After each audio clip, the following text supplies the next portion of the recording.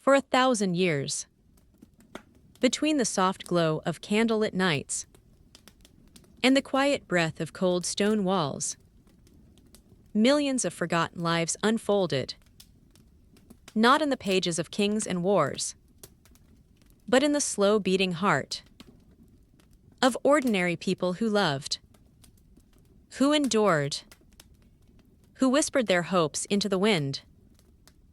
Because history never cared enough to listen. This is not the medieval world the books told you about. Not the shining knights, nor the golden crowns, nor the bloody battles that echo loud through dusty libraries. No, this is the medieval world that slept silently beneath the noise. The world of mothers humming lullabies in wooden cottages, of daughters learning to sew dreams into torn linen cloth, of wives who waited by flickering torches for husbands who never returned, of young girls standing at the watching the winter swallow the last color from the earth. This is the world of markets that smelled of warm bread and damp wool, of children chasing each other through narrow muddy paths, of farmers kneeling to read the soil as if it were scripture, of widows praying for mornings that didn't hurt so much. This is the world of quiet heroes, women whose names slipped between centuries like thread through cloths. They carried water when their hands were frozen. They healed the sick with herbs grown behind crumbling stone walls. They stitched wounds the wars left behind. They rebuilt what fire destroyed. They survived, even when survival was a miracle in itself. They were the ones who kept the world breathing. And yet, no scribe wrote their stories. No monk carved their names into parchment. Their footsteps faded from cobblestone roads. Their laughter evaporated into smoke. Their tears dissolved into the cold earth, without leaving a trace. But not tonight. Tonight you will walk beside them. You will sit by the hearth, where an elderly woman stirs soup for neighbors she barely knows. Because kindness was the only wealth she had, you will follow the footsteps of a young mother who crosses a frozen river at midnight just to bring warm bread to an abandoned child. You will join the quiet procession of village women who light candles every evening for husbands lost to winters, wars, and wounds no one saw. You will hear the voices that were never recorded, the soft joy of a shepherd girl singing to the hills, the trembling confession of an apprentice who dreams of freedom, the whispered promises between lovers separated by class, of faith and fate. You will feel the heartbeat of 1,000 years, woven from the breaths of people who simply tried to live, to find peace in struggle, to hold onto warmth in a world so often cold, to build something soft and human in an age of stone and iron. This is the medieval world that existed behind every war, every castle, every myth. The world built not by kings, but by hands worn and cracked, by labor and love and long winters. Close your eyes. Listen carefully. Somewhere in the distance, a medieval bell echoes. Low, comforting, timeless. A candle flickers. A cold wind hums through wooden shutters. And the stories of those forgotten souls begin to rise like smoke from a quiet village hearth. Tonight, you will remember them. Tonight, their world becomes yours. Tonight, 1,000 years open like a wooden door, creaking in the dark, inviting you inside. To rest, to wander, to dream. Welcome to the forgotten heart of the Middle Ages. Welcome to 1,000 years of peace and struggle. The first winter of the 1,000-year tale began in a small valley village surrounded by deep forests and rolling fog. Most travelers who passed through the kingdom never knew this place existed. It was too quiet, too humble, too far from the loud pages of history. But it was here, in this forgotten corner of the medieval world, that the heartbeat of real life pulsed softly beneath the weight of seasons. The village had no castle, only a wooden watchtower that creaked with every gust of wind. Smoke curled gently from chimney holes carved into small houses made of timber, clay, and stone. Chickens slept under straw heaps. Goats huddled near fences. And people, simple, tired, resilient people, watched the sky with the same fear and hope that every winter brought. At the center of this village lived a woman named Elisan, known to no historian, claimed by no royal bloodline, yet loved silently by everyone who shared the valley with her. She was not a mother, though she cared for every child in the village as if they were her own. She was not a healer by title, though she knew herbs, roots, and prayers that soothed fevers better than any physician from the city. And she was not a leader in the eyes of the council, though everyone sought her counsel in the hardest of winters. Tonight, the wind howled against her door like a lonely animal searching for warmth. Snowflakes drifted sideways, thick and heavy, burying the paths that led to neighboring homes. In the dim firelight, Elisan stirred a pot of stew made from lentils, carrots, and the last bit of dried meat she had saved for the coldest night. Her fingers were tired, cracked from work, but steady. She was used to struggle. Winter had never frightened her. But this winter felt different.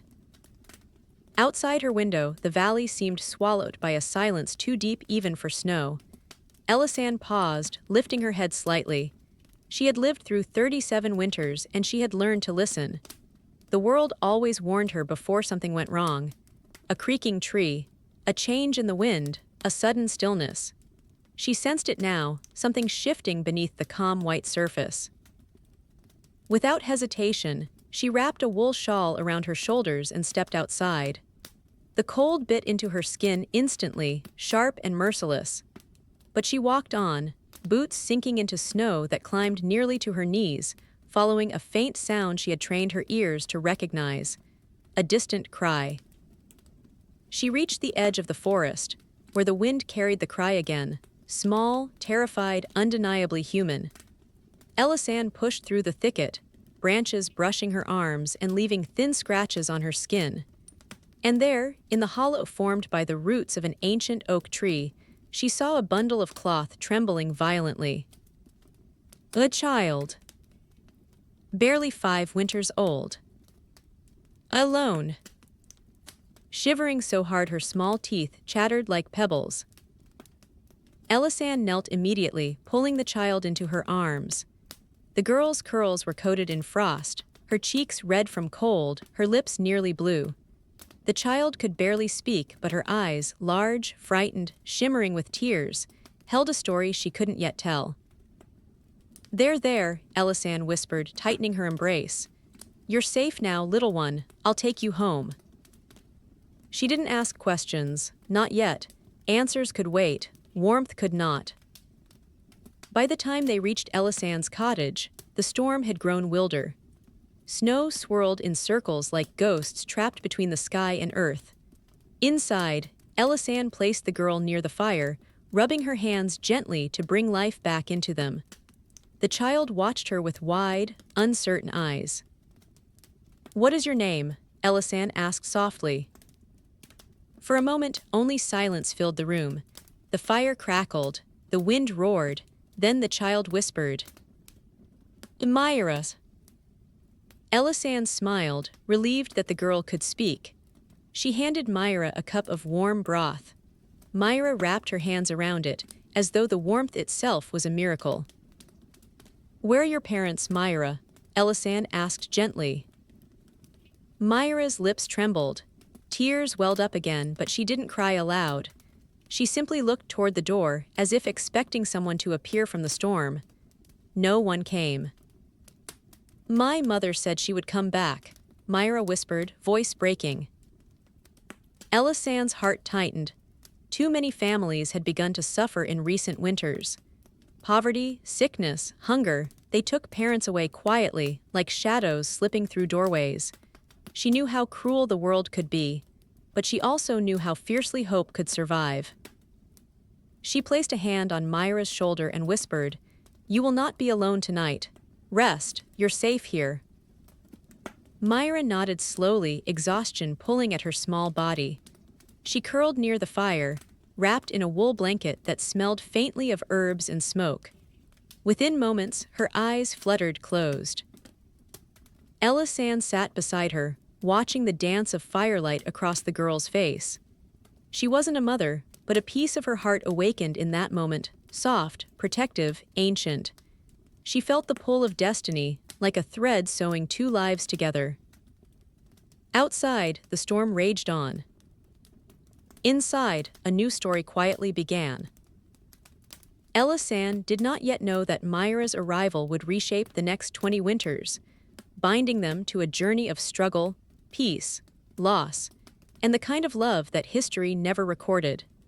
She could not know that the fate of an entire valley would someday rest in the hands of the child now, sleeping softly beside her hearth. But she knew one thing with certainty. Sometimes, the greatest stories begin in the quietest of nights. And tonight was one of them. Morning came slowly to the valley, as if the sun itself hesitated to rise over such a frozen world. The storm had left every rooftop buried under white, and the paths were nothing more than smooth lines of untouched snow. Smoke rose from only a few chimneys. Most families saved their firewood for the nights, when the cold bit deepest. Inside Elisand's cottage, warmth spread gently from the hearth. Myra still slept, wrapped tightly in a wool blanket. Occasionally she shivered, and Elisand would adjust the blanket around her shoulders without waking her. Children who had endured fear slept lightly, their dreams trembled just beneath the surface. Elisand moved quietly through the room, placing more wood into the fire, grinding dried herbs, checking the stew that had simmered overnight. It had thickened beautifully, enough food to last the entire day. She whispered a soft prayer of gratitude, something her mother had taught her when she was Myra's age. By mid-morning, Myra stirred. Her eyes blinked open slowly, adjusting to the gentle light. When she saw Elisand sitting nearby, her expression softened with recognition and relief.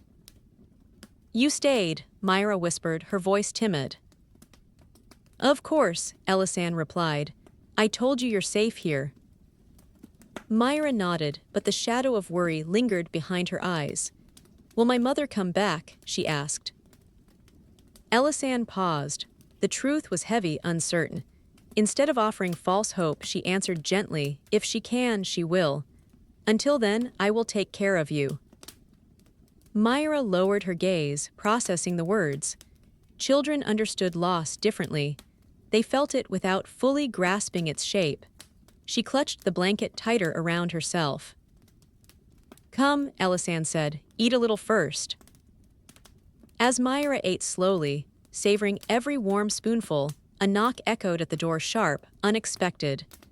Elisand stood, instantly alert.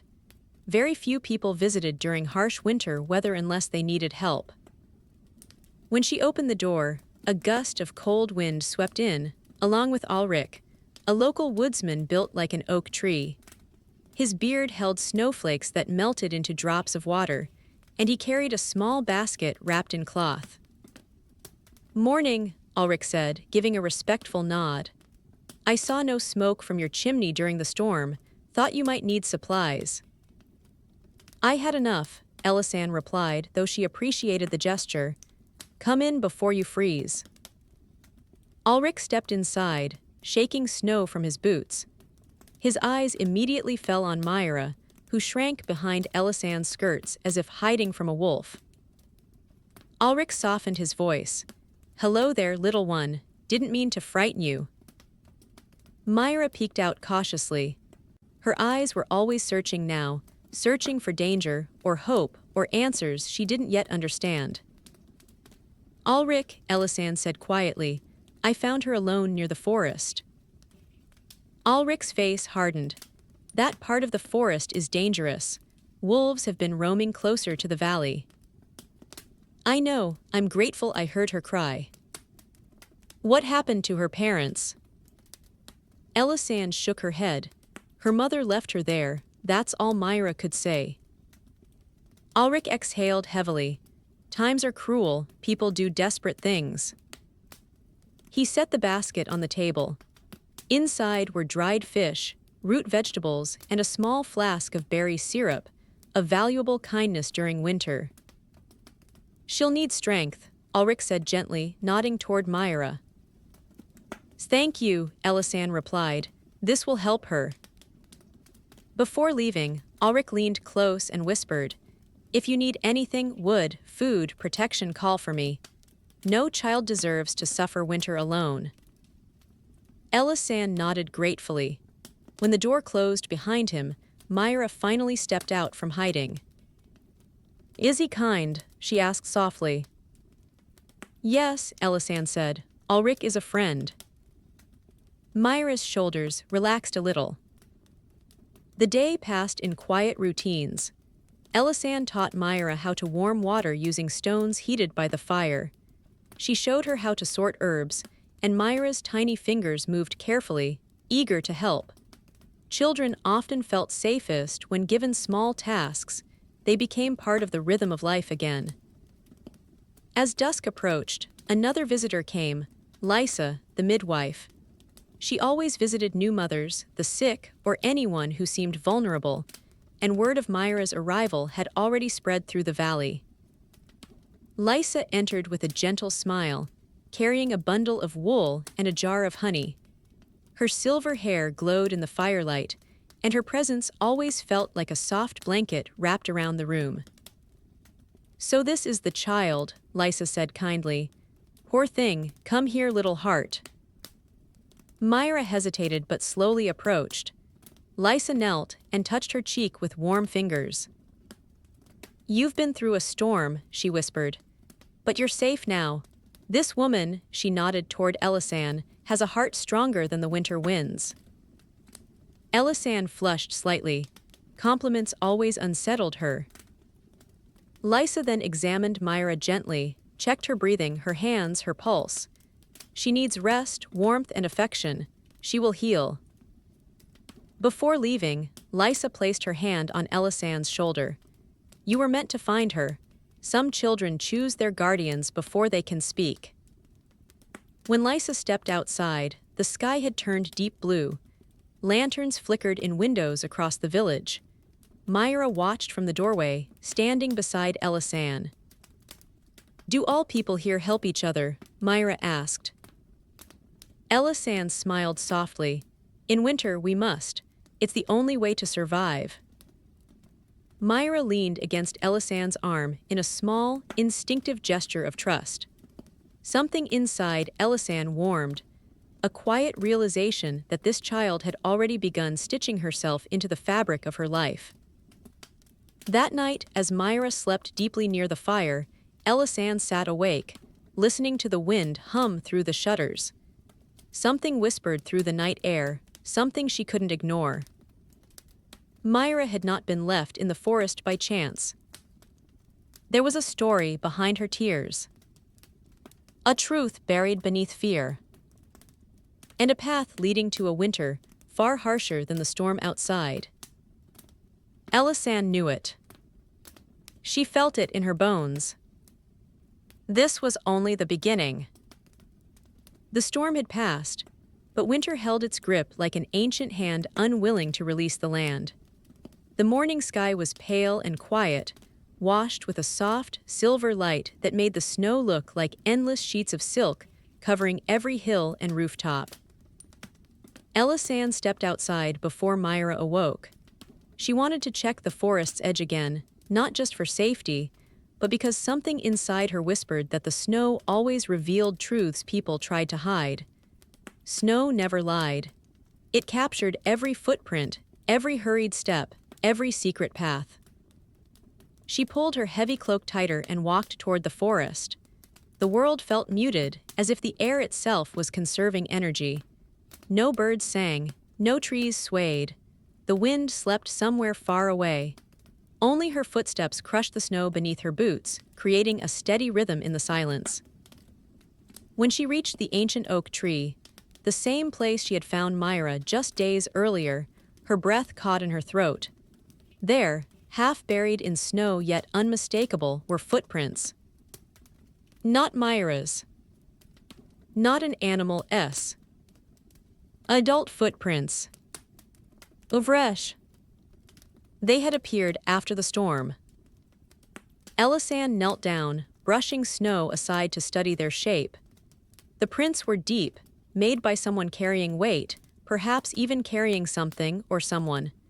The steps were irregular, as if the person was moving in both haste and exhaustion.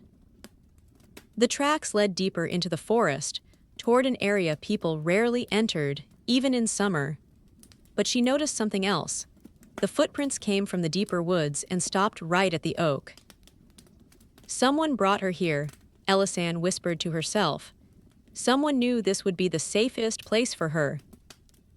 She shivered, not from cold, but from realization. Someone wasn't abandoning Myra. Someone was protecting her. But who? And from what? The forest held no answers, only silence. She followed the tracks a short distance, but stopped when they grew faint under a drift of wind-blown snow. The forest grew darker ahead, the trees clustered so tightly that sunlight struggled to slip through. Instinct tugged at her. She felt she should not go further, not alone, not today.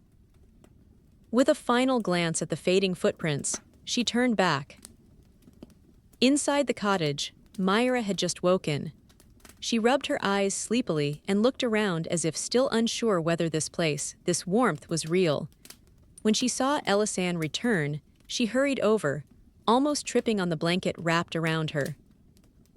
"You left," Myra said softly, fear leaking into her voice.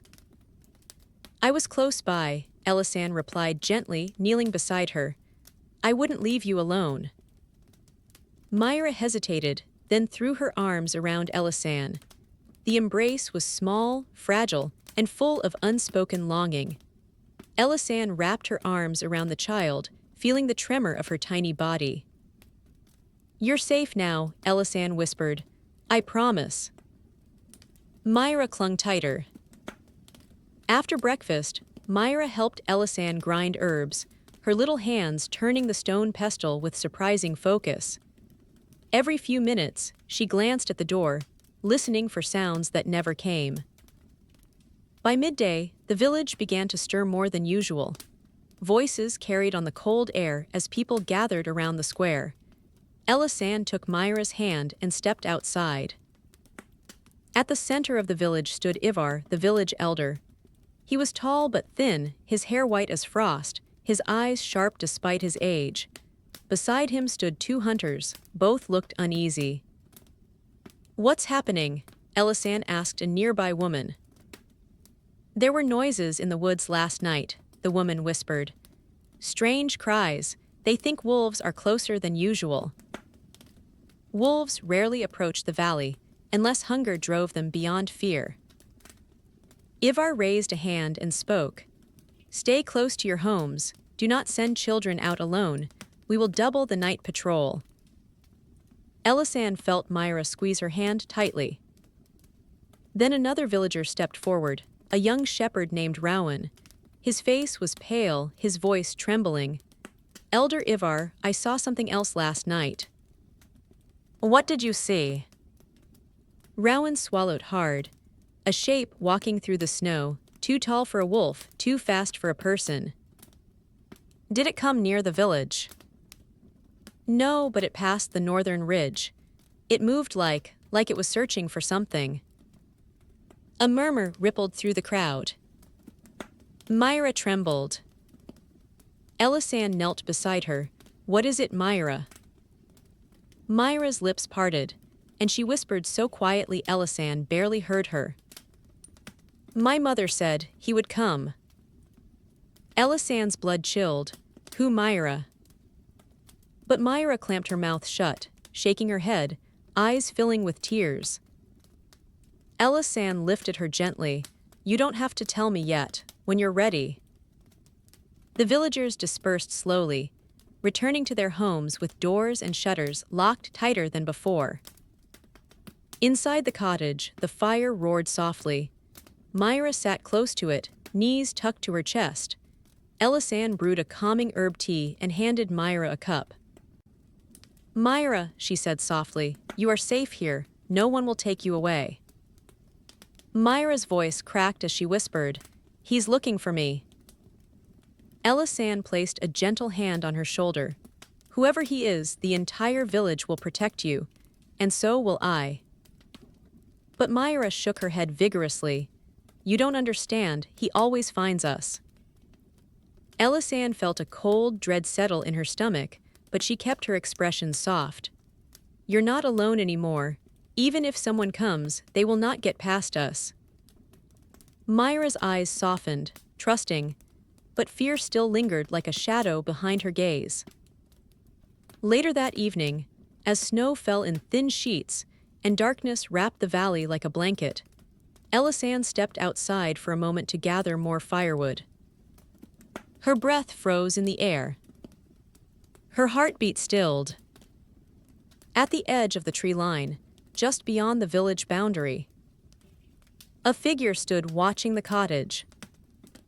Tall, motionless, unmistakable. A silhouette carved against the snow. Facing her home. Facing Myra. Elisan blinked, and the figure vanished into the trees. The silence tightened around her. Something had followed Myra through the storm. And now, it had found the village. Night settled over the valley with a heavy stillness, the kind that felt older than memory. The moon hid behind thick clouds, leaving only the faint glow of snow to illuminate the world. Elisan stood frozen by the door, her breath fogging the air as her mind struggled to make sense of what she had seen. A figure standing at the forest's edge, watching her home with the stillness of a hunter. Her pulse thudded in her ears.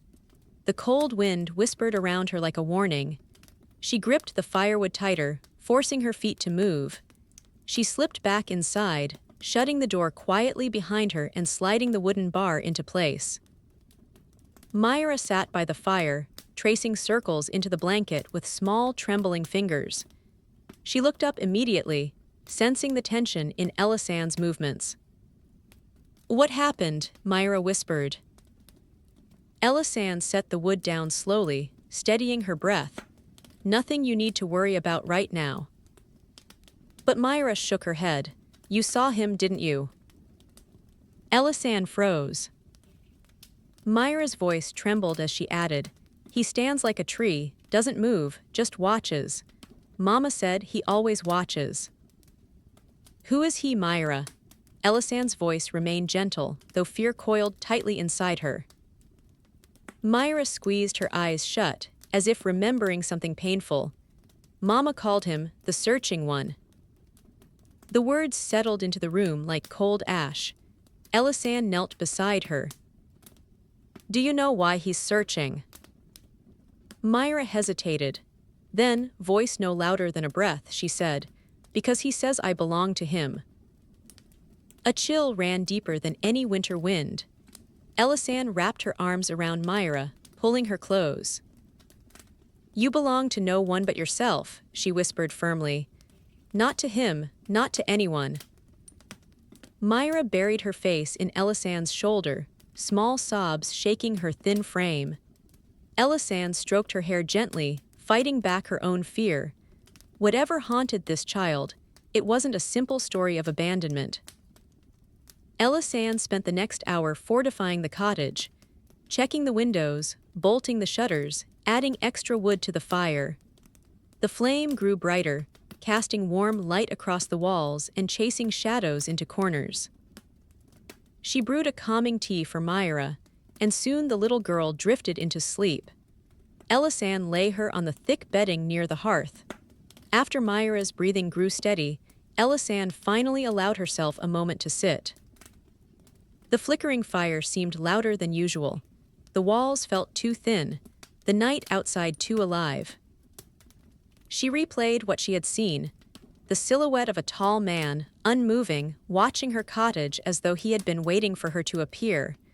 It was no illusion, no trick of the snow. He had been real.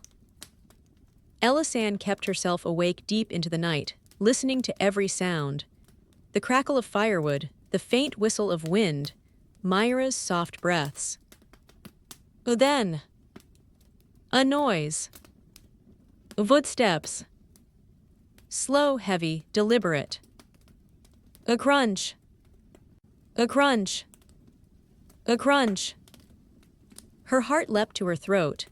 She stood, stepping lightly toward the window. She lifted the corner of the shutter just enough to peer outside.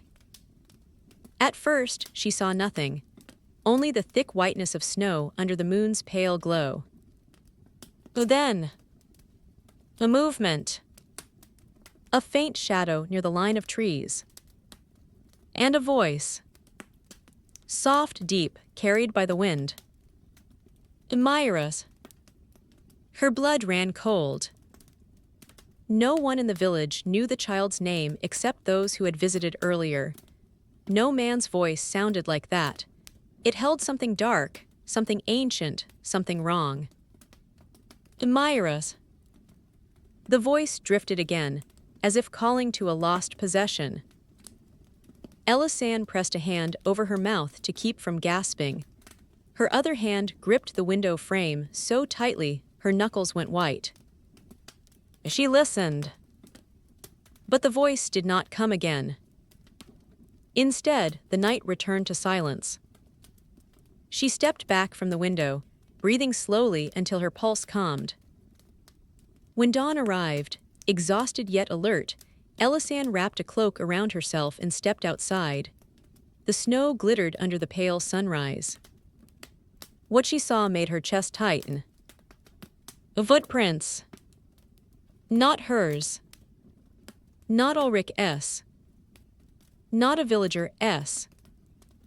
Large, heavy footprints circled her cottage. Twice. Before disappearing back toward the woods. He had walked around her home. Watching. Searching. Waiting. Inside, Myra ate breakfast quietly, but her eyes flickered with fear whenever the wind touched the door.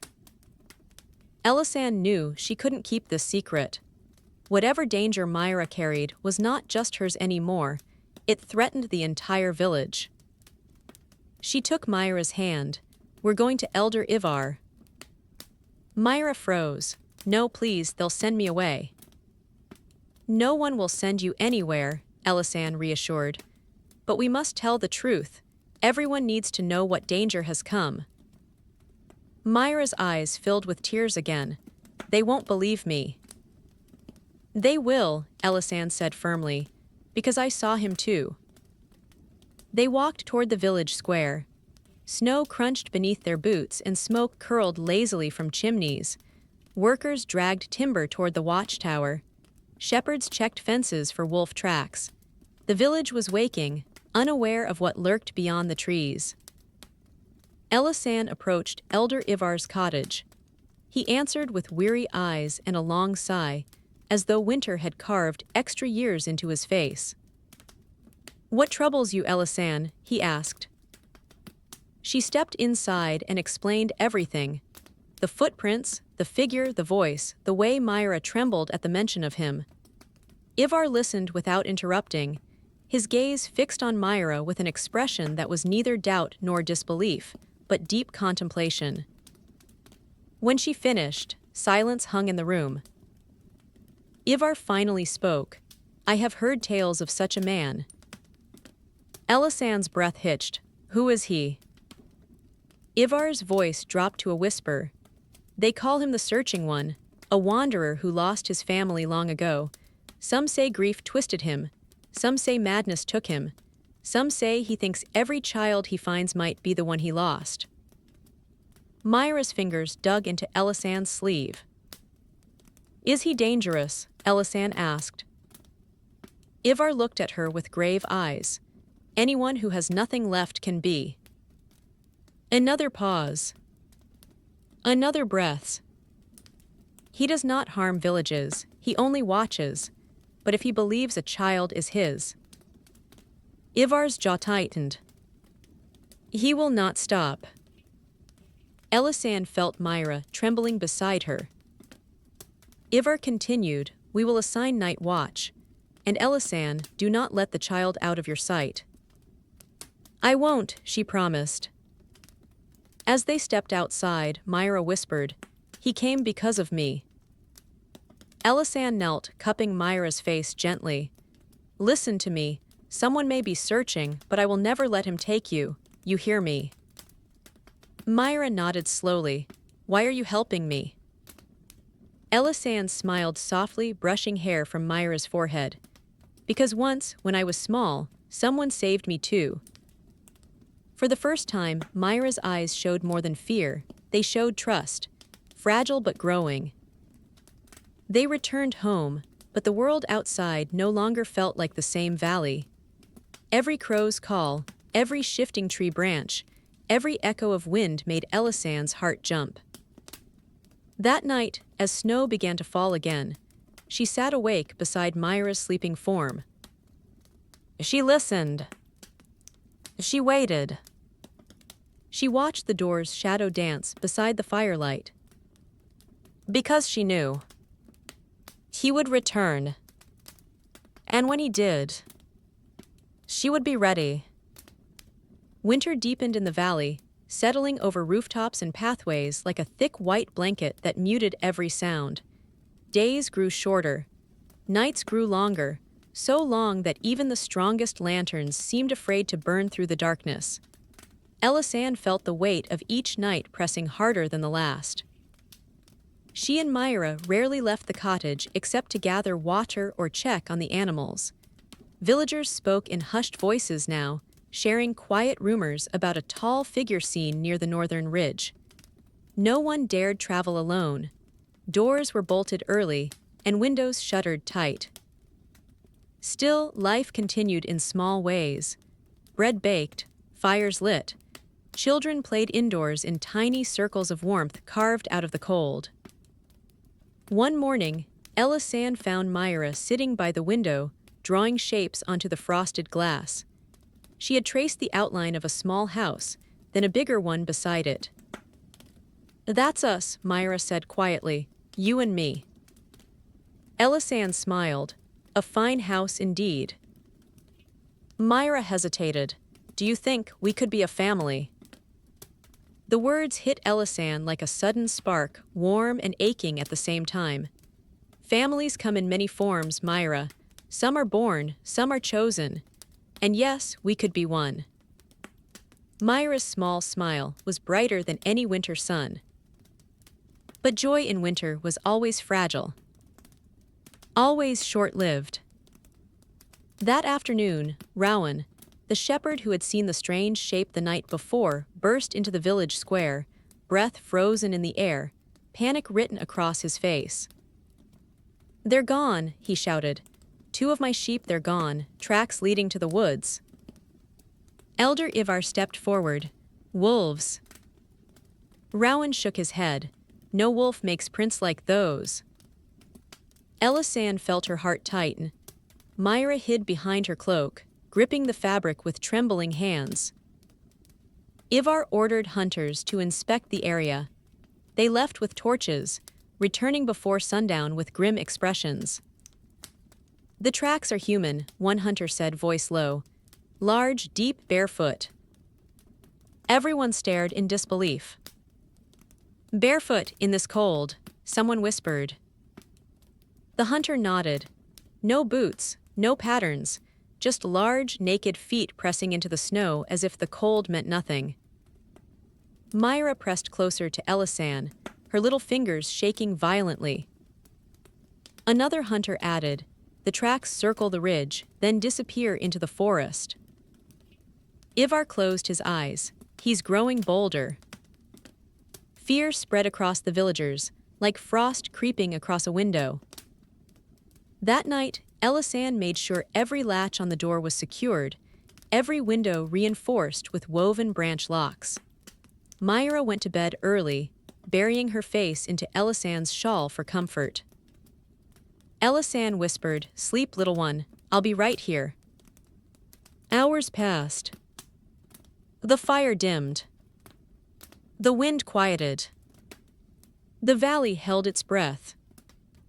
Then, the bells stayed silent. The wooden tower on the hill held a set of warning bells, rung only when wolves or threats came near. The sound usually echoed strongly through the valley. Tonight, nothing. No bells. Only silence. And that silence frightened Elisan more than any sound. She stepped to the window and peered out. The moon had slipped between thin clouds, casting ghost-like shadows across the snow. The village looked asleep, too asleep. Her breath fogged the glass as she leaned closer. Then she saw it. A shape. A figure. Tall, still, unmistakable, standing at the far end of the path near the frozen well. It was too far to see clearly, but Elisan recognized the posture. Rigid, watching, waiting. Her heart pounded painfully. The figure turned its head, slowly toward her cottage.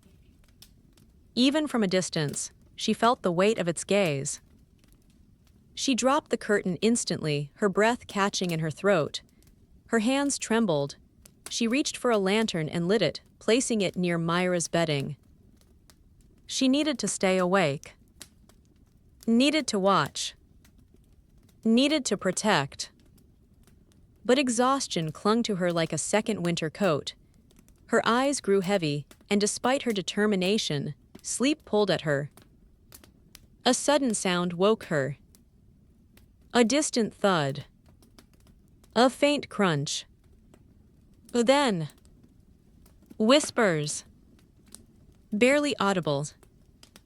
Not a voice she recognized. A slow. A dragging. A searching. Elisan grabbed a wooden staff she kept near the hearth. Her heart hammered against her ribs. The whispers grew louder by the second. She stepped toward the door. Just a single step. When something brushed against it from the outside. Not claws. Not wind. A hand. Fingers. A slow. Deliberate. Dragging across the wood in a long, terrifying stroke. Elisan covered her mouth, stifling a gasp. Her knees shook. She backed up silently, moving closer to Myra. Then the door handle rattled. A soft, testing shake. Not forced. Just curious. A patient. As if the visitor had all the time in the world. Myra woke instantly, eyes wide with fear. She whispered, "He's here." Elisan held her close. "He can't get in, the door is strong."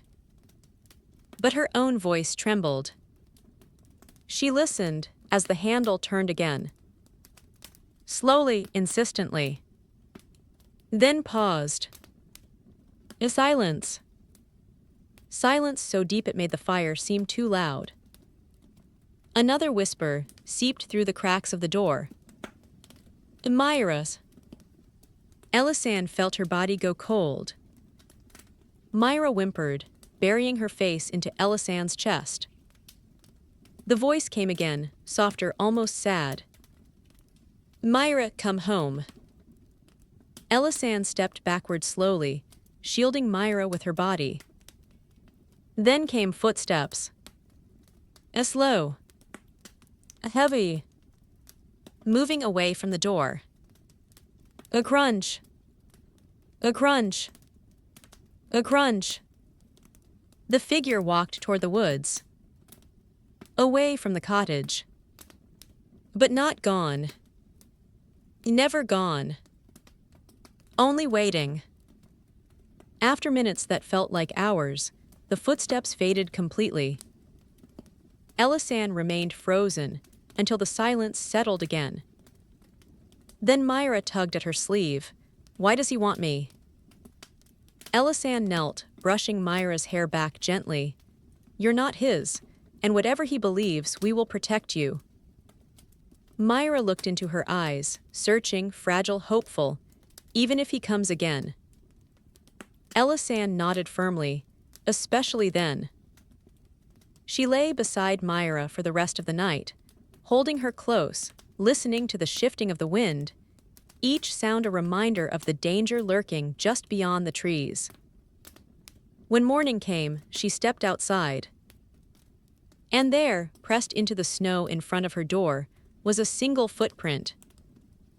Larger than before. Deeper than before. Closer than ever. He had been inches away. And he would come again. The valley had lived through many winters. Hard winters, hungry winters, lonely winters. Yet none felt as heavy as this one. There was a tension in the air that even the oldest villagers couldn't explain.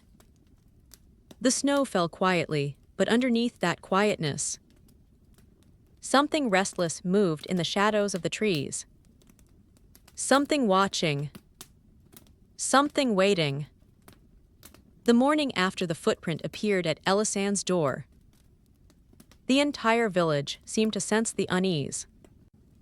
Smoke rising from chimneys twisted differently, as if the air itself was worried. Dogs barked at nothing. Crows circled the forest's edge instead of flying inland. Even the wind felt unsettled, shifting directions without warning. Elisanne wrapped Myra in extra layers before stepping outside. Myra clung to her hand, as though the snow beneath them might suddenly open.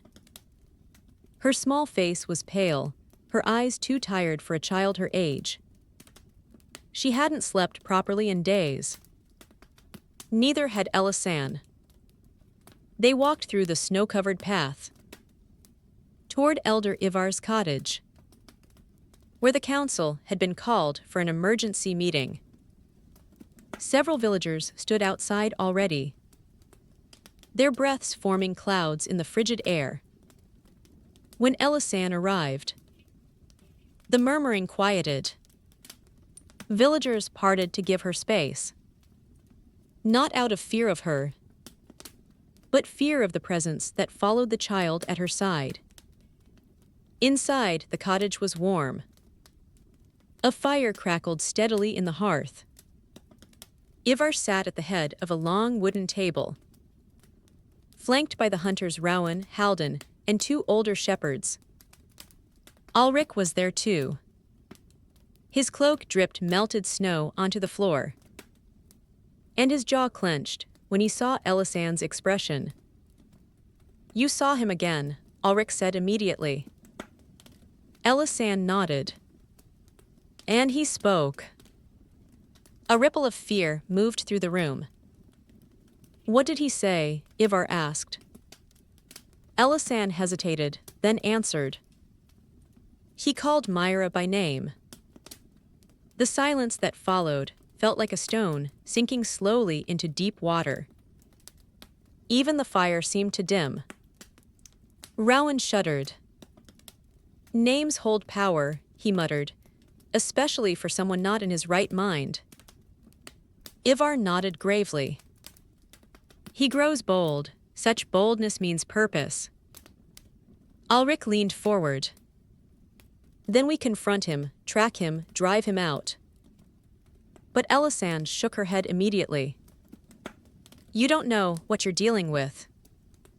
He walks barefoot through winter. He does not shiver. He moves silently. And his voice. She shivered despite the fire's heat. His voice does not belong to a man who is merely lost. Ivar tapped the table slowly, thinking. We need to understand who he is. Why he follows her. Why he calls her by name. Myra pressed closer to Elisan, tiny fingers gripping her sleeve. Ivar's eyes softened. My child, he said gently, we don't want to frighten you. But we must ask. Do you know him? Myra didn't speak. But her silence was answer enough. Elisan squeezed her hand. It's all right, Myra, you're safe here. Myra swallowed hard. Her voice came out in a whisper, barely audible. He followed us from our old home. No one breathed. Ivar leaned forward. Why? Myra shook her head. Her dark curls bounced with emotion. He said, I was his little winter star. She squeezed her eyes shut. I'm not. Elisan hugged her gently. It's all right, you're here now. Ulrich's face darkened. This man is obsessed. Halden, the second hunter, cleared his throat. There are tales of wanderers twisted by grief. Men who lose children in storms or sickness, and then begin to search for them in every child they see. Some say the winter steals their minds. Some say spirits whisper to them. Some say they wander until their hearts freeze. But this one, Rowan said, staring at the floor. He's different. He doesn't look lost. He looks determined. Ivar stood slowly, leaning on his carved staff. We must do what we have always done in hard winters. Face the danger together. He turned to Elisan. Tonight, you and Myra will not stay alone. Elisan blinked. What do you mean? You will stay in the longhouse, Ivar said. The largest shelter in the village. Thick stone walls. A central hearth. Dozens of people inside. He will not dare approach it. Myra looked up, fear and hope mixing in her eyes. So many people, will they be angry I'm there? Elisan shook her head. No, little one, they will protect you. A decision was made. The villagers prepared the longhouse, laying out blankets, lighting lanterns, piling wood beside the great hearth. Mothers brought extra wool cloaks. Shepherds brought hot broth in clay bowls. Children peeked timidly at Myra, but quickly offered a smile when she looked their way. And something remarkable happened. As the villagers gathered, fear slowly transformed into determination. When many hearts shared the weight of one child's burden, the burden grew lighter. That night, the entire village slept inside the longhouse. The room glowed with lantern light, and warm breath filled the air like mist. People whispered prayers, sang soft lullabies, and shared quiet stories of winters past. Children fell asleep bundled beside parents. Old men dozed near the fire with their hands folded. Young mothers nursed infants under wool blankets. Myra lay beside Elisanne, her small hand tucked inside Elisanne's larger one. "This feels safe," Myra whispered. "It is," Elisanne said softly. Outside, the wind howled. Snow drifted against the stone walls. But inside, peace held them like an embrace. Hours passed. Lanterns dimmed. Breathing slowed. The longhouse became a cocoon of warmth in an ocean of cold. Shortly after midnight, Elisanne woke with a start. Something had tugged her from sleep. Not a sound. Not a movement. But an instinct older than fear. The longhouse was quiet. Too quiet. She slowly sat up, careful not to wake Myra. The fire had burned low, casting only faint shadows. Then she noticed it. The dogs. The village dogs, loyal protectors, always slept near the doors. They barked at foxes, growled at wolves, and snarled at strangers. Tonight, they were sitting, wide awake, staring at the door, but not barking. They were silent, silent as the bells.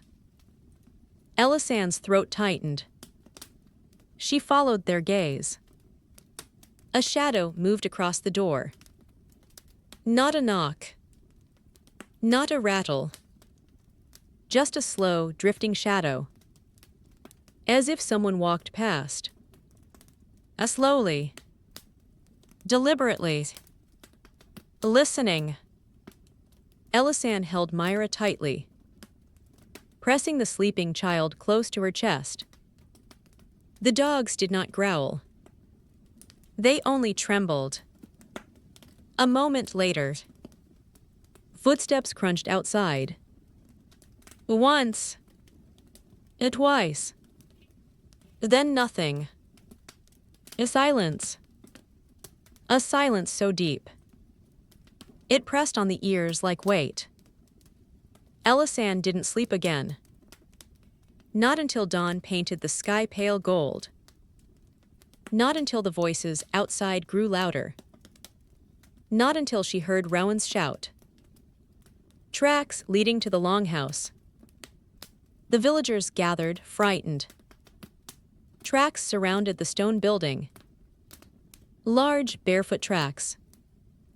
Circling slowly, patiently, as though the visitor had been choosing the exact moment to strike. Ulrich's face hardened. It's only a matter of time before he tries to get inside. Ivar lifted his staff. Then before he comes again. We find him. The valley erupted in murmurs. Elisanne held Myra close. Myra's small voice shook as she whispered, "He won't stop." And Elisanne realized. Myra was right. The searching one was no longer wandering. He had found his destination. And now, he was closing in.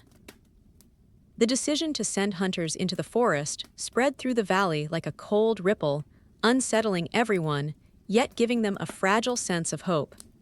For days now, the villagers had lived with fear pressed against their doors like an invisible hand. They needed answers. They needed courage. They needed light in a winter too full of shadows. At dawn, a small group prepared to search the northern woods. Ulrich, Rowan, Halden, and 2 others armed with spears tipped with iron. Though they looked strong, determination alone could not hide the fear flickering in their eyes.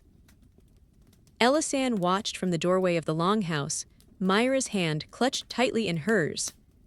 A cold wind swept across the valley, brushing against the men's cloaks like a warning. "You don't have to do this," Elisan whispered to Ulrich as he approached.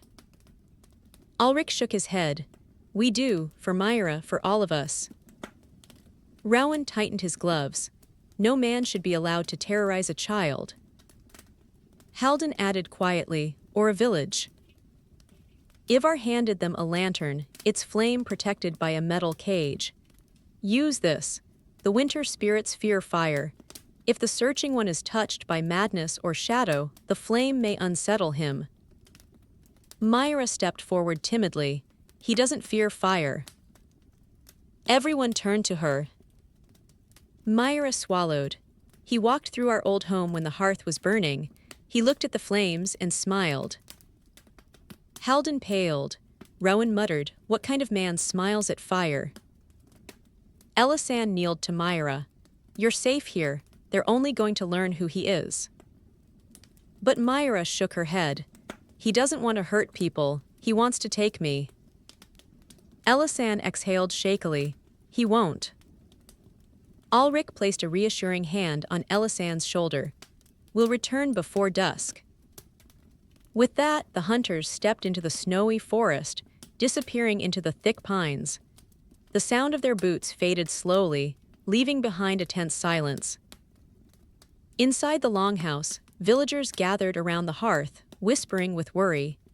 Children sensed the anxiety, clinging to their mothers. Elderly women prayed beneath their breath, fingers sliding across worn rosaries. Men tightened the knots in their cloaks, ready for anything. Elisan and Myra sat near the fire. Myra rested her head in Elisan's lap, her small body trembling whenever she thought about the searching one. Elisan stroked her hair gently, humming a soft tune her own mother used to sing during storms. Hours passed. Snow fell heavier. The forest grew darker. And the hunters did not return. As the sun dipped behind the mountains, long shadows stretched across the valley. Evening came too quickly, dragging with it the bitter cold. The longhouse filled with anxious murmurs. "Should we go after them?" someone asked. Ivar shook his head. "Night is when the forest belongs to darker things. We wait until morning." Elisan held Myra closer. "Will the searching one come tonight?" Ivar placed a hand on her shoulder. "Not with so many of us here." But Elisan wasn't convinced. Shadows were thicker tonight. Heavier. As if someone had stirred the darkness itself. Night settled like a weight. Lanterns were lit. People huddled together. Then, just after the lanterns dimmed, a sound drifted through the night air. A howl. But not a wolf's howl. Too deep. Too long.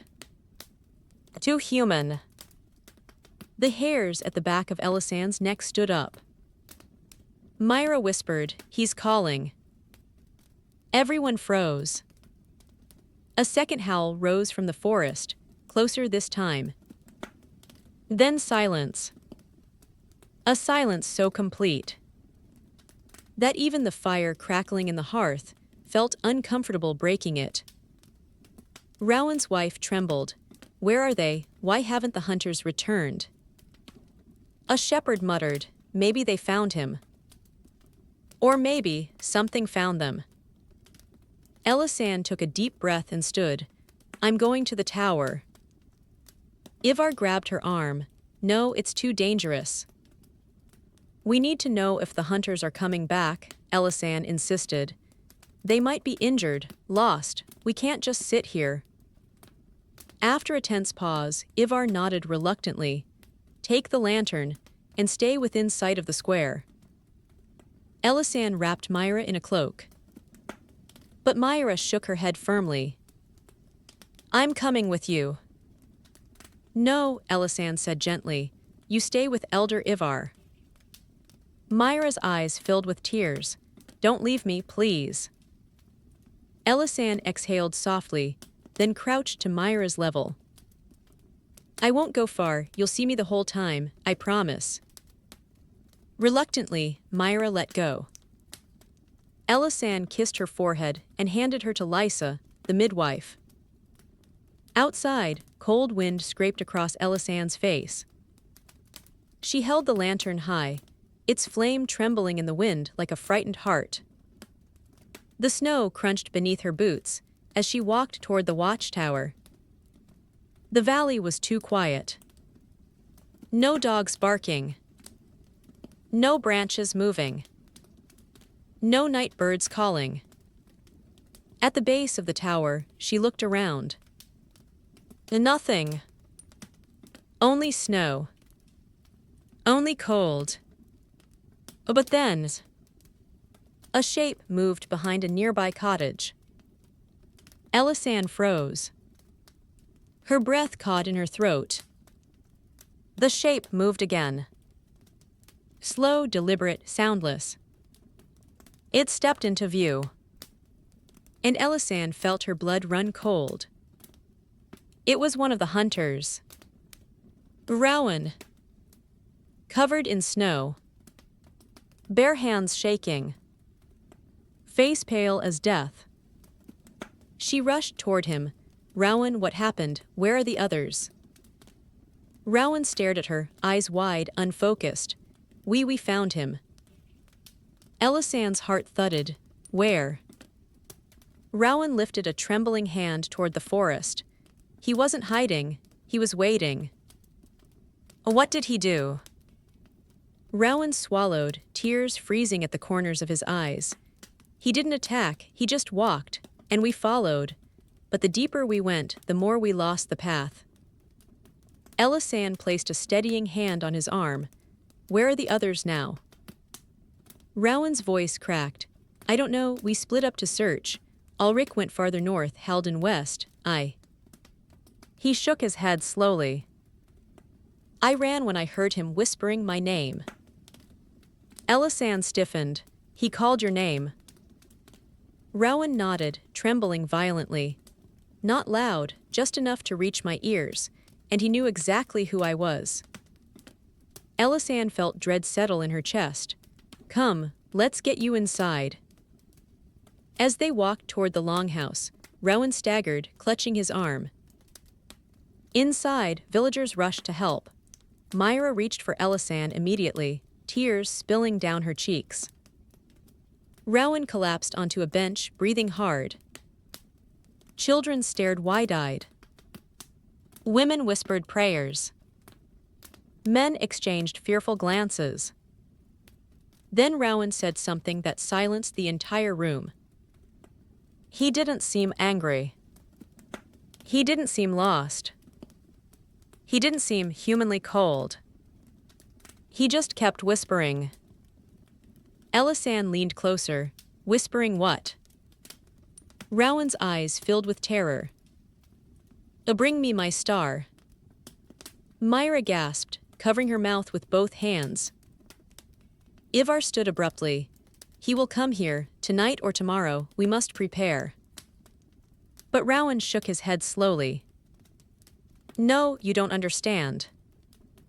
He looked around the room, voice trembling. He wasn't coming to the village.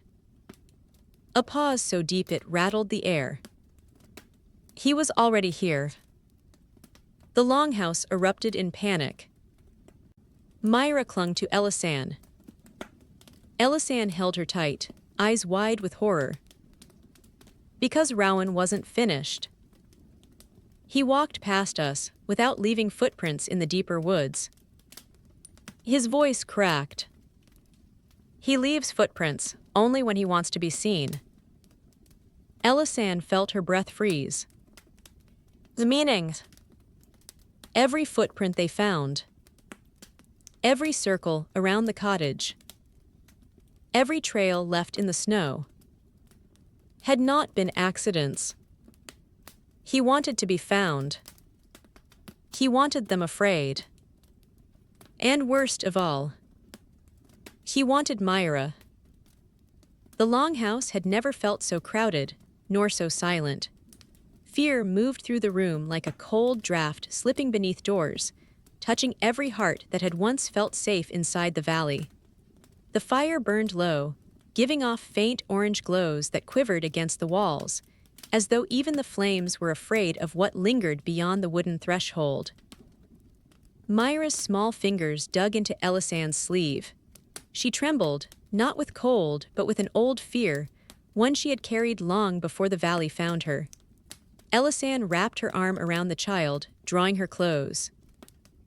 Outside, snow drifted quietly, settling like white ash over the world. But everyone inside the longhouse could sense it. The snow was no longer just snow. It was listening, remembering, carrying echoes. Ivar stood, leaning heavily on his staff. The old man looked smaller tonight, as if winter had pressed him down with a new weight. "We must search for Ulrich and Halden at first light," he said. "But until then, no one leaves this place." People nodded, though fear trembled behind every breath. Mothers held their children closer. Fathers tightened their grip on the lanterns. Elderly women whispered prayers. Rowan sat near the fire, pale and unfocused. His hands wouldn't stop shaking. Elisand knelt before him. "Rowan, what else did you see?" Rowan hesitated, glancing around as if the shadows were listening. His voice came out hoarse. He spoke to the forest, to the snow. Elisand frowned. To the snow. Rowan nodded slowly. He whispered words I couldn't understand, but the snow moved as if answering him, as if it knew him. Gasps rippled through the room.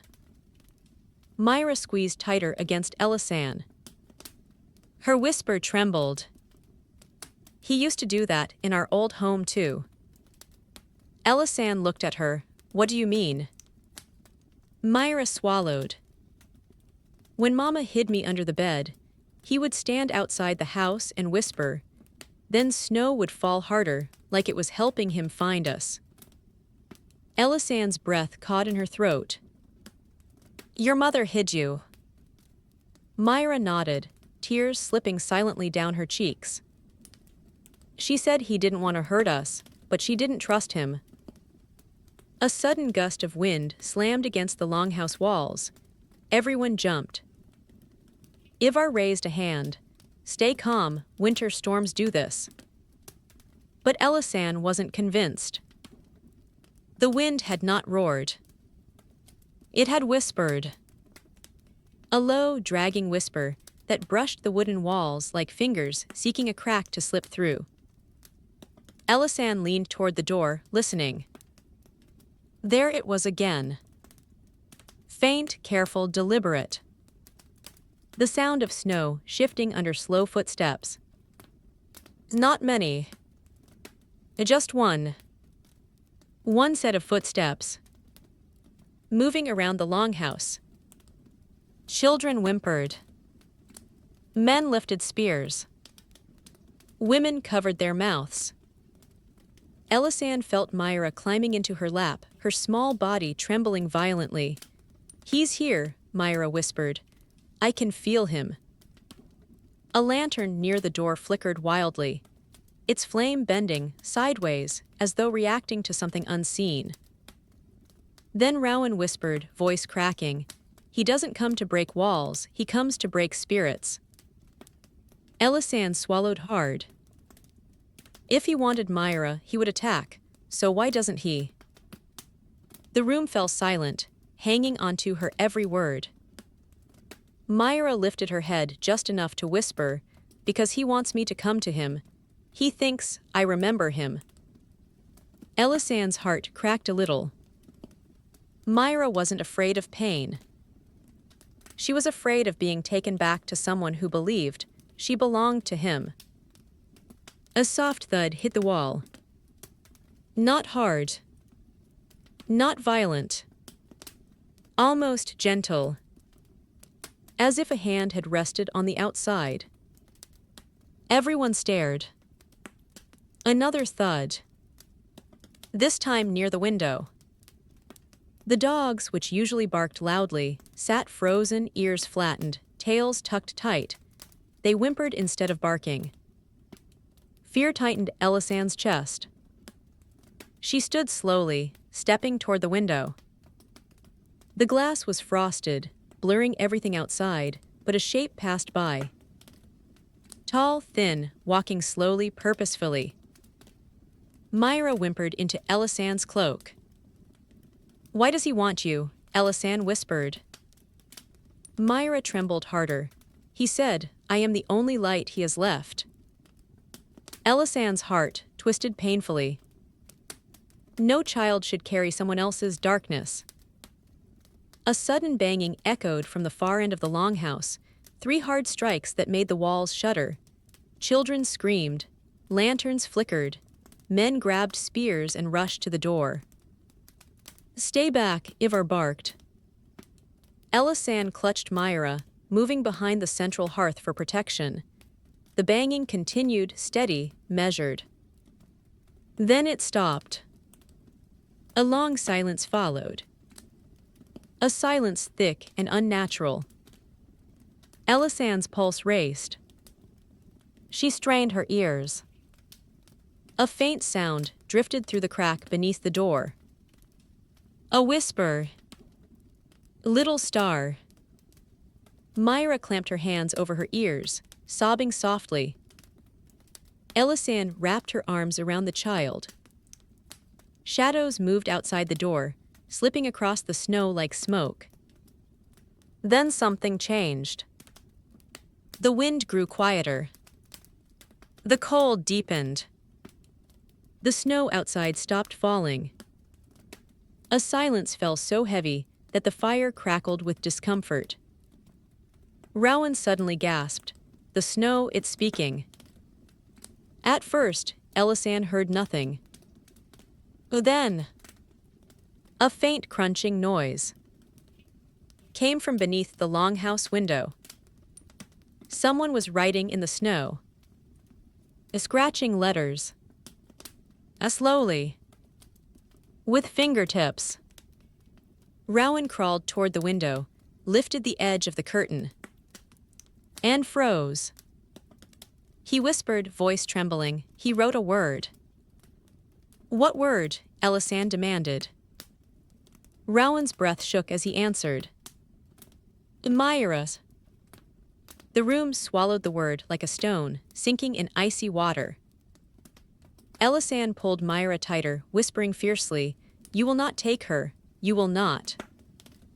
Myra looked up with wide, watery eyes. "But he finds me everywhere." Elisand touched her cheek gently. "And I will protect you everywhere." Another set of footsteps sounded outside, this time moving toward the forest. There was no rush. No fear. No hesitation. He was giving them a message. "I can find her whenever I want." As the footsteps faded, Ivar stood with difficulty, leaning on his staff. "We cannot survive like this. By dawn, we will send a larger group into the forest. We will bring Ulrich and Halden back, or learn what happened to them." People nodded, though anxiety trembled beneath every breath. As night slowly bled into dawn, Elisand held Myra close, eyes never leaving the door. The searching one had spoken. The snow had written his message. The valley had seen his shadow. Now, Elisand understood something terrible. This wasn't a stranger. This wasn't madness. This wasn't coincidence. This was someone tied to Myra by a bond twisted into darkness. Long before the valley ever knew her name. And the winter would not end until the truth was found. Morning arrived, but the sun felt weaker than usual, as if it feared rising over a valley trembling under the shadow of a nameless presence. Frost clung thick to every roof. The air was sharp, heavy, almost metallic. Even the birds did not dare sing. Villagers gathered outside the longhouse, armed with spears, lanterns, and anxious determination. Ivar stood at the front, his breath visible in the cold air, his staff trembling slightly though he tried to hide it. "We search for Ulrich and Halden first," he announced, "and we follow the tracks until they end or lead us to him." Elisan, Myra in her arms, stepped forward. "I'm coming." Ivar shook his head. "You must stay with the children." "I will not leave Myra alone," Elisan said firmly. Myra looked up, eyes shining with fear. "I want to stay with her." Ivar sighed. "Then stay close, no wandering." Groups were formed, 6 men for the main search, 2 men guarding the longhouse, and Elisan with Myra walking behind the hunters. The forest loomed ahead. Dark. Silent. Ancient. As they entered, snow muffled the sound of footsteps, and the temperature dropped noticeably. Shadows stretched long, clinging to the bark of trees like old scars. Every breath turned into thick fog. Rowan pointed to the right. There, footprints. Uvresh. Large. Bare. Leading straight into the dense pines. The group followed cautiously. The deeper they went, the darker the forest became. Branches overhead tangled together, blocking the sky, letting only thin streaks of pale morning light touch the ground. Myra pressed closer to Elisan with every step. After walking for almost an hour, the group found something half buried under snow, a strip of torn fabric. Halden's cloak. Blood clung to the edges. Elisan gasped. Myra covered her mouth.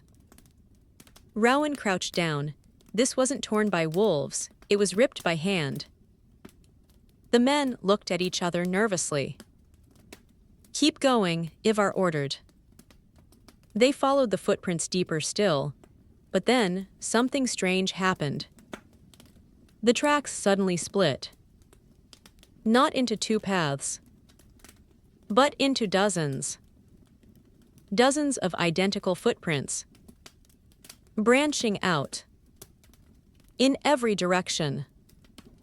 Halden whispered, "This cannot be human." "It's a trick," Rowan said. "He wants to confuse us." Ivar nodded slowly.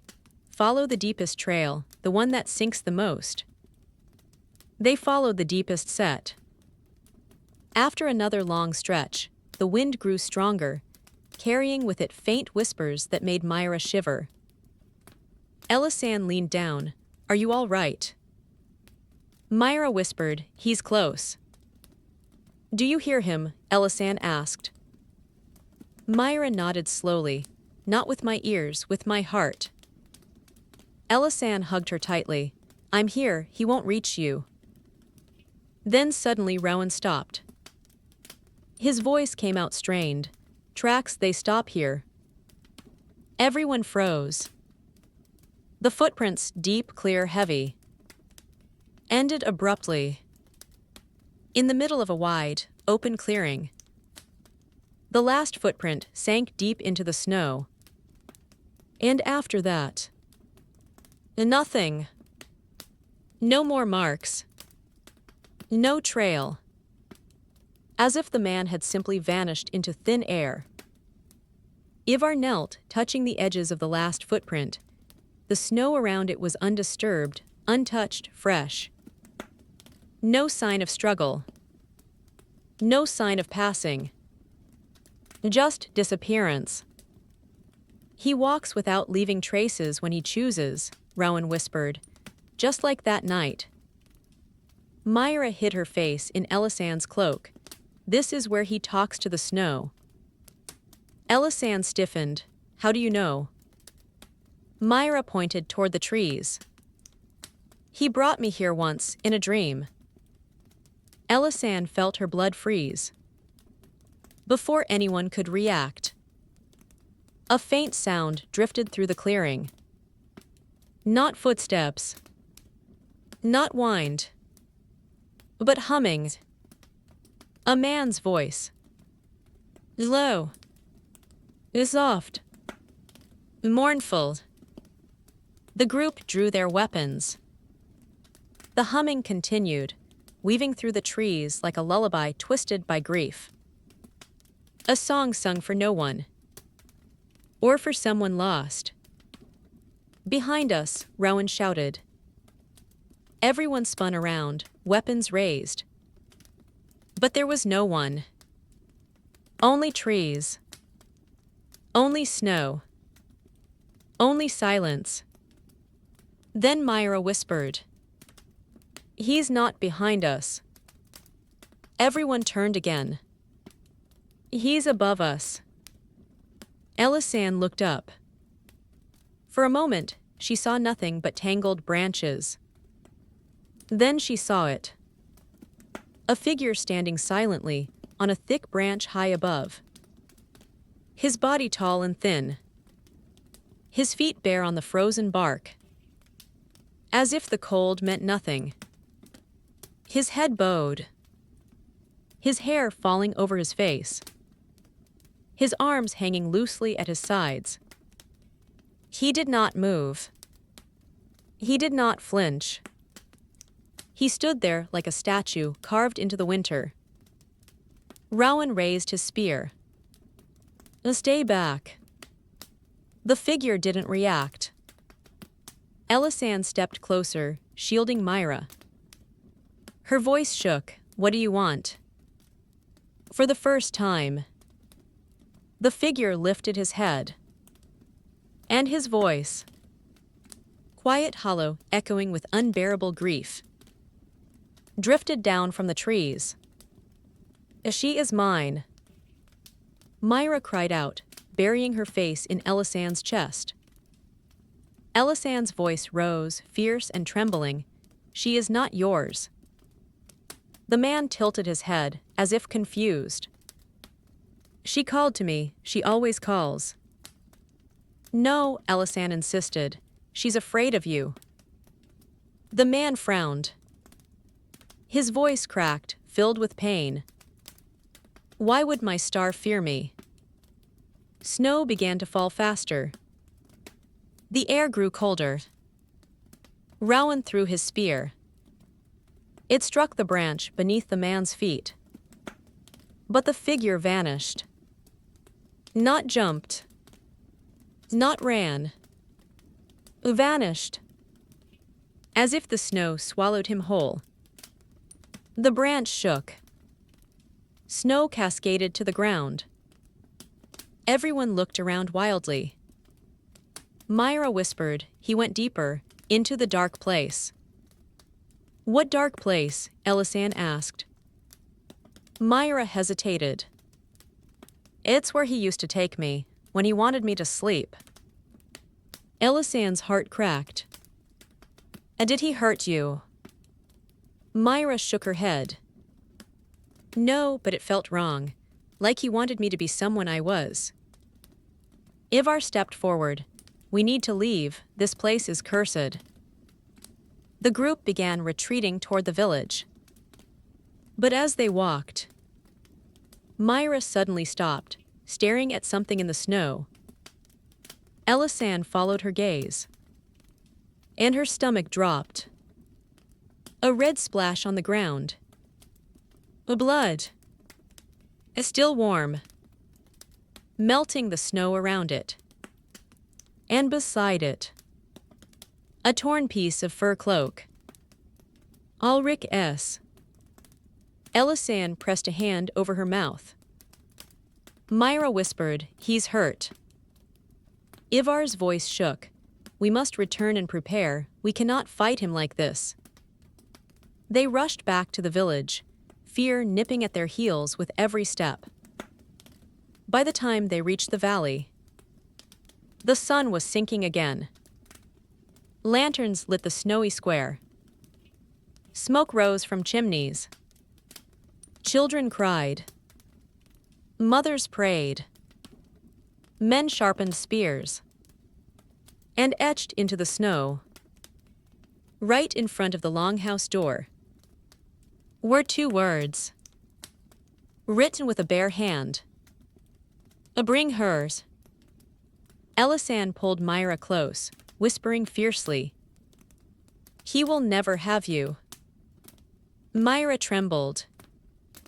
He will come soon. Elisan held her tighter. I know. Because the snow was no longer just snow. It had become his messenger. His voice. His warning. And the winter had just begun to show its true shape. Night settled over the valley long before the villagers were ready for it. The sky above, once scattered with faint silver stars, grew an unnatural shade of black, so deep, so heavy, it felt as though the heavens themselves had retreated behind a curtain of fear. Lanterns were lit throughout the square, glowing like little fireflies trembling in the darkness. Men stood guard with sharpened spears. Women moved in hushed silence, securing shutters. Children clung to their mothers, sensing the dread that seeped into the bones of every living soul. The snow outside had stilled completely. No wind. No rustling branches. No animal calls. Just a vast, suffocating quiet. Inside the longhouse, the fire burned brightly, but even its warmth could not chase away the creeping cold that slid beneath the skin like ice water. A cold that did not belong to winter, but to something walking within it. Elisan held Myra in her arms, rocking her gently. Myra's face was pale, her eyes dark with fear and exhaustion. Her small fingers trembled as they clutched Elisan's cloak. Will he come tonight? She whispered. Elisan tightened her hold. If he does, we will be ready. I won't let him take you. Myra buried her face in Elisan's shoulder. He always finds me. Ivar stood near the fire, leaning on his staff, his old eyes clouded with worry. The message he left, he murmured, was not a threat, it was a promise. Rowan stared at his hands, still shaking from the forest encounter. He wants her, only her. And he thinks she belongs to him, Elisan said, voice thick with anger. Myra whimpered softly. Mama used to say someone wants you doesn't mean they love you. Elisan kissed the top of her head. You're safe with me, little one, always. But the truth was bitter. Elisan could feel it in the air. This was not a man who would be stopped by walls, or weapons, or even fear. This was someone bound to Myra by something deeper. A twisted thread stretching through memory, through loss, through madness. The longhouse shook suddenly, faintly, just a tremor, but enough for everyone to jump. A shepherd gasped. What was that? Another tremor, stronger. The lantern flames bent sideways, as though pushed by an invisible hand. Then came a sound. A single, long, piercing cry carried by the wind. Not animals. Not human. Something between a wail and a whisper. A cry full of longing. And grief. And hungers.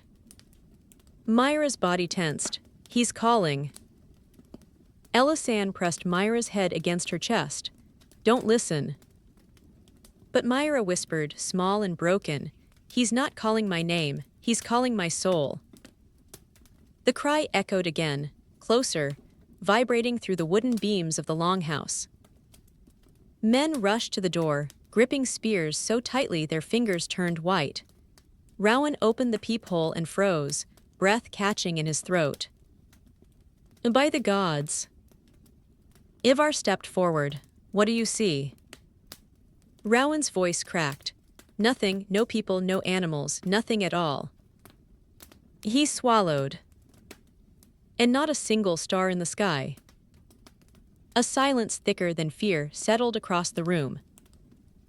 Ivar whispered, "Stars never disappear, not all at once." Elisan stepped to the window, lifting the curtain slightly. The sky was black, completely black. Like ink. Like something had swallowed every star whole. Even the moon was gone. "It's him," Myra whispered. "He hides them when he doesn't want us to see." Elisan felt her heart drop. "He can hide the sky." Myra nodded weakly. "He hides everything he wants to keep for himself." A loud crack echoed outside, like a branch snapping under tremendous weight. Then another. Then a slow, dragging sound across the snow. Rowan backed away from the door. "He's here." The dragging sound grew heavier, circling the longhouse. Snow shifted under bare feet. Lanterns flickered violently. Dogs outside whimpered and fell silent. Then a soft whisper brushed through every crack of the wooden walls. "Little star." Myra screamed, burying her face in Elisan's chest. Elisan's voice rose, trembling. "Leave her alone." The whisper came again. A sound like breath against frost. "Bring hers." "And winter ends." Ivar pointed his staff toward the door, his voice trembling. "You cannot take her. She is a child, not a ghost of your grief." Silence answered. Then a loud knock. Slow. Deliberate. As if knocking on a familiar door. 3 knocks. Everyone in the longhouse froze. The door rattled slightly. Not breaking. Just shaking. Testing. Then a shadow slid across the window, tall, thin, distorted by frost. Myra whimpered. "He wants me to open the door. He always waits for me to open the door." Elisan tightened her arms around her. "You won't." Another whisper drifted inside. But this time, not from outside. It came from beneath the longhouse floor. A long, low hum. Like someone crawling through the frozen earth. Myra clutched Elisan's cloak with shaking fingers. "He's under us." A patch of frost on the floorboards began to crack. Rowan shouted, "Move back." Children screamed. Mothers pulled them away. Men raised weapons. The frost cracked further. A long, thin crack stretched across the floorboards like a vein of ice. Elisan lifted Myra, stepping backward. Then the crack stopped. A silence. No movement. No whisper. Nothing. Minutes passed like hours. Slowly, Rowan approached the door again. Maybe he left. Elisan's heart pounded painfully. No, he's waiting. Ivar closed his eyes. He wants us frightened. Fear is his weapon. Myra whispered into Elisan's cloak. He wants me to be alone. Elisan kissed her forehead. You will never be alone again. A sudden noise jolted everyone. The loud clang of the warning bell outside. The bell tower. The bell someone had to climb to ring. Rowan ran to the peephole, looked out, and shouted, voice filled with horror. Someone is standing under the bell tower. Elisan rushed to look. There. Beneath the tall wooden tower. Half shrouded in snow. Stood a man. Barefoot. Bare-chested despite the cold. Hair matted, long. Eyes fixed on the longhouse. He didn't move. Didn't breathe. Didn't blink. The searching one. Then, slowly, he lifted one arm and pointed at the longhouse door. Not knocking. Not speaking. Just pointing. At Myra. Elisan stepped back from the window, holding Myra so close their hearts nearly touched. Rowan whispered, shaking, "What does that mean?" Ivar's voice cracked. "It means he's done waiting." The searching one lowered his hand. He stepped forward once. Twice. Each step shook snow from the rooftops. Children cried. Women screamed. Men raised weapons. Elisan held Myra tighter. Then, he stopped moving. Not because he chose to, but because from the forest behind him came another sound. A deep, powerful roar. That silenced even the wind. Something else was approaching. Not human. Not familiar. Another presence. Another force. And for the first time, the searching one turned his head, as if he was afraid. The roar shook the valley so violently that snow tumbled from rooftops and icicles cracked like glass. Every villager inside the longhouse froze. Even the searching one, who had never once shown fear, stilled where he stood. The roar came again. Deeper. Older. A sound that did not belong to any creature known to the valley. Myra clutched Elisan's cloak, trembling violently. That sound, I've heard it before. Elisan looked down. When's where? Myra swallowed hard. When Mama hid me under the floorboards, it came from the forest. She said, if one sound frightens you, fear the other more. Elisan's blood ran cold. There were two of them. Myra nodded slowly. He wasn't the only one looking for me. The searching one took a step backward. His first retreat since they had ever seen him. That's not good, Rowan whispered. If he's afraid. Outside the longhouse, the searching one raised his head, listening. His long, tangled hair blew across his face as the wind howled around him. His chest rose and fell quickly, not calm, not controlled. Afraid. For the first time. The monster feared something else. Ivar whispered, there is something older in the forest, something he knew. Elisan stepped closer to the window, just enough to see the trees at the far edge of the valley. They were shaking. Branches snapped. Snow fell in waves. A dark shape moved between the trunks. Slow, purposeful, enormous. Myra whimpered, he's coming too. Elisan gripped her shoulders gently. Who? Myra answered with a trembling voice. The one Mama warned me about. Inside the longhouse, panic erupted. Mothers clutched their children. Men backed away from the walls. Even the strongest trembled.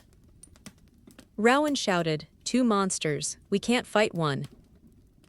Ivar raised his staff. Silence, listen. Outside, the searching one took slow steps backward, toward the shadow approaching from the forest. His fear was palpable. He muttered something under his breath, words the villagers could not understand. Myra, however, understood enough. He's begging. Elisan looked at her. For what? Myra's voice cracked. For forgiveness. The enormous shadow broke through the tree line. A towering figure draped in heavy, torn furs. face hidden beneath a hood of snow-matted animal skin. He moved with the weight of mountains, each step shaking the ground beneath him. The searching one dropped to his knees. Ivar gasped, What is that thing? Myra whispered, He used to be my father. The words tore through Elisan like a blade. Your father. Myra nodded, tears streaming down her face. He wasn't like this before the winter took him, before the forest took him, before the searching one stole him away. A realization crashed over Elisan. The searching one was not her father. He was someone else. Someone twisted by longing. But Myra's father. Something darker had claimed him. Outside, the searching one pressed his forehead to the snow, bowing deeply. His voice trembled as he spoke in a language no one else knew. The towering figure approached slowly, each step marking the earth with deep, crater-like footprints. The searching one repeated his plea, louder, more desperate. But the towering figure did not stop. He lifted one massive arm and struck the searching one across the clearing. With a force that echoed like thunder, the searching one slammed into a tree, snow erupting around him. Villagers gasped. Children screamed. The earth shook again. Myra sobbed, Stop, please stop. The searching one staggered to his feet. Dazed, injured, trembling. He looked toward the longhouse. Toward Myra. Toward the only purpose he had left. His voice cracked as he whispered, My star. But before he could take another step, the giant figure charged. The two shadows crashed into each other, and the valley trembled under the force of their collision. Tree trunks snapped. Snow exploded into the air. The sound of their struggle echoed through the mountains. Elisan held Myra tight, shielding her eyes. Rowan shouted to the men, Ready your spears, if either one comes near. Ivar slammed his staff onto the floor. No, stay inside. This is not a fight we survive. Outside, the searching one fought with wild desperation. Dodging massive arms, climbing onto the giant's back. Striking with bare fists that left no wound. The giant, however, was unstoppable. Lifting him, throwing him, crushing him into the snow. But the searching one refused to yield. Because Myra watched. Because he believed she was his. Myra cried out, Stop hurting him. Elisan whispered, He is dangerous, Myra. Not to me, Myra sobbed. He was gentle with me, my father was. Those words pierced Elisan's heart with a truth she had feared but never spoken. Myra's father had not been trying to protect her. He had been trying to reclaim her. But not with love. With ownership. With madness. The searching one wasn't the villain in Myra's story. He was the shield. A twisted. A broken. But a shield nonetheless. A sudden roar erupted outside. The giant lifted the searching one into the air and slammed him into the frozen ground with brutal force. The searching one went still. Too still.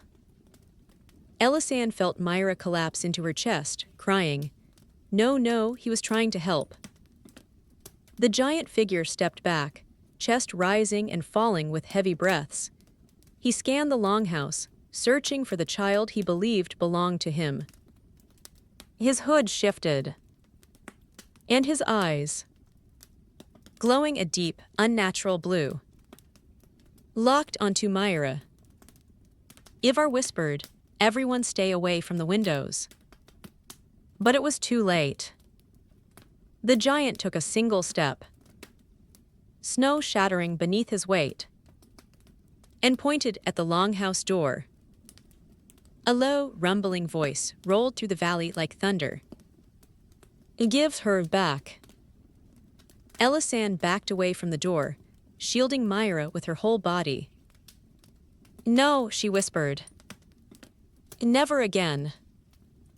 The giant took another step. Then, the searching one's hand twitched. Just barely.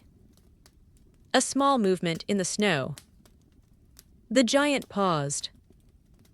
The searching one lifted his head, blood trailing from his mouth, voice barely audible. "She is not yours."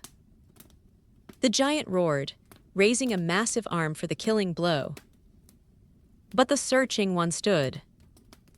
Broken. Bleeding. Barely breathing. But standing. He stepped between the giant and the longhouse, spreading his arms wide as if to shield it. "She is not yours," he repeated, stronger this time. The giant bellowed in rage. Villagers covered their ears. Children screamed. Lanterns flickered violently. Snow spiraled into the air. Elisan clutched Myra, whispering fiercely, "He's not letting him take you." Myra cried into her chest. He never did. Outside, the two shadows faced each other. One giant. One thin. One monstrous. One broken. Both bound to the same child. By two different kinds of love. One twisted. One desperate. And the valley held its breath as they prepared to clash. One final time. The valley had never witnessed a night like this. Darkness smothered every roof, every path, every trembling heartbeat. The two shadows, the monstrous father and the broken guardian, stood face to face in a clearing drowned in snow and fear. Every villager inside the longhouse could hear the distant crack of ice beneath their feet as they prepared for a final clash. Elisan held Myra tighter than she ever had, feeling the child's tiny heartbeat hammering against her chest. The girl's tears soaked into Elisan's cloak, warm against the cold terror that filled the room. "Please," Myra whispered, "don't let him take me." "I won't," Elisan whispered fiercely. "Not now, not ever." Outside, the searching one swayed on his feet, blood dripping from his mouth, arms shaking, bones likely cracked. But his eyes were clearer than ever. He stood between the giant and the longhouse, a shield made of desperation, devotion, and exhaustion. The giant raised his massive arm again, ready to crush him. But the searching one spoke first. "She is not yours." The giant froze. The searching one stepped forward, planting himself firmly in the snow. His voice cracked, filled with grief and trembling love. "You lost her long before winter took you." The giant lowered his arms slightly, confused, anger dimming for a brief flicker. Inside the longhouse, Ivar whispered, "He's speaking to the father, not to the monster." Elisan realized the truth. The searching one knew Myra's father. He had known him before madness twisted him, before winter hollowed out his heart. He wasn't just a stranger searching for a stolen child. He had tried to save Myra once before, when the valley still believed her father dead. "Listen," the searching one whispered toward the giant, stepping closer. "You loved her once, but grief devoured you. It turned you into a storm that destroys everything it touches." The giant roared, the sound shaking snow from rooftops miles away. Myra sobbed into Elisan's shoulder. "He's angry." "No," Elisan whispered, watching carefully. He is hurt. The searching one lifted a trembling hand. Not to attack. To reach. You lost your child, his voice broke, but you cannot take another to fill the emptiness. The giant stopped roaring. Stopped moving. His shoulders sagged under the weight of those words. A father's grief twisted into a monster. Myra's eyes widened. He remembers. The searching one nodded slowly, still addressing the giant. You remember the night she died. You remember holding her when the fever took her. You remember burying her beneath the frozen earth under the old cedar tree. The giant trembled violently, snow falling from his massive frame like shedding tears of ice. He remembered. He knew. And for the first time, the monster inside him cracked. A sound came from deep inside the giant's chest. Not a roar. Not rage. But a sob. A wounded, broken sob. Myra covered her ears, crying softly. I don't want to hear him cry. Elisan whispered, It's not a monster crying, Myra, it's a father. The searching one stepped closer again, voice soft. You cannot take Myra to replace what you lost. The giant lowered to one knee, shaking the earth beneath him. His enormous hands dug into the snow. His hood slipped back, revealing a face carved by grief, skin grayed by frost, hair stiff with ice, and eyes glowing faintly like dying embers. Elisan gasped. He looked nothing like a man anymore. But beneath the cracked, frostbitten exterior, a father still lived. The searching one knelt in front of him, their faces inches apart. She is not your child, he whispered. She never was. The giant's breath hitched. And Myra, watching from the window, whispered, He knows. The searching one glanced back at the longhouse, toward Myra. Their eyes met. For a moment, Elisan saw not a monster, not a threat, but a man who had protected Myra with all of his brokenness, someone Winter had not taken completely. He turned back to the giant. You lost your daughter, he said softly, and I lost everything else. The giant lowered his head. The searching one's voice cracked. I tried to help you, but Winter took your mind. Your grief blinded you. The giant let out a guttural cry, a cry that shook the mountains, a cry that shattered icicles and silenced the wind. But not a cry of rage. A cry of mourning. For the child he buried. For the life he lost. For the humanity that froze inside him. Snow began to fall gently, swirling around the two figures like a soft shroud.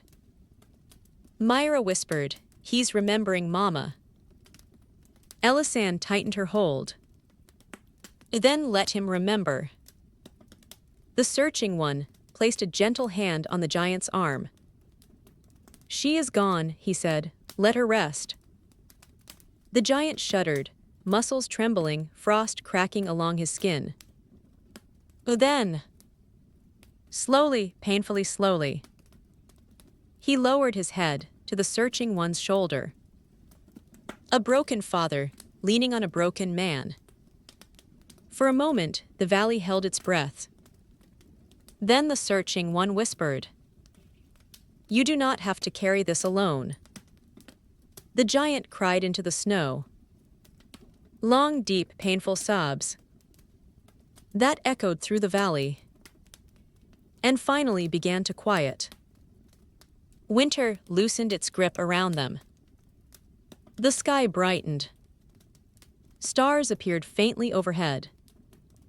Myra wiped her tears. He's letting her go. Yes, Elisan whispered, at last. The searching one stood, stepping back. Tears glimmered on his face. The giant looked up at Myra one last time. Not with possession, but with the hollow ache of a father who finally remembered what he lost. Then his massive body began to dissolve into snow. Slowly, gently, like a storm ending. His form melted into white flakes, swirling upward into the night sky, as if the wind carried him home. Myra pressed her hand to her heart. Goodbye. The searching one watched until the last flake vanished. Then he fell to his knees. Elisan rushed outside with Myra in her arms. The villagers followed cautiously. The searching one looked up at them, face streaked with tears and frost. I'm sorry, he whispered, for frightening you, for wandering so long, for losing myself. Myra stepped from Elisan's arms. Slowly, fearfully, bravely. She walked to him. He bowed his head. I never meant to hurt you. Myra placed a tiny hand on his cheek. You saved me. He sobbed softly. You were my light in a world of snow. Myra hugged him gently. And now you can rest. He smiled through tears. A small, broken, grateful smile. Snow swirled around him, glowing faintly. His body shimmered. Goodbye, little star, he whispered. Then, like a candle finally allowed to go out, he faded into the snow. Softly, peacefully, completely. The valley grew quiet. Elisan lifted Myra into her arms. The child rested her head against her chest. Is it over? She whispered. Elisan looked at the sky. Stars shining again. Winter's grip loosening. Yes, she said softly. It's over. The villagers gathered around her, offering warmth, blankets, soft reassurances. The longhouse door remained open, letting in a new kind of cold. Not frightening now. Just winter as it should be. Myra curled into Elisan's arms. Can we go home now? Elisan kissed her forehead. Yes, little one, we can go home. For the first time in a long time, the valley finally felt safe. Winter had taken many things, but it had given something back too. A peace. Memories. Rest. And a new beginning for a woman and a child who had found each other in the heart of the coldest night.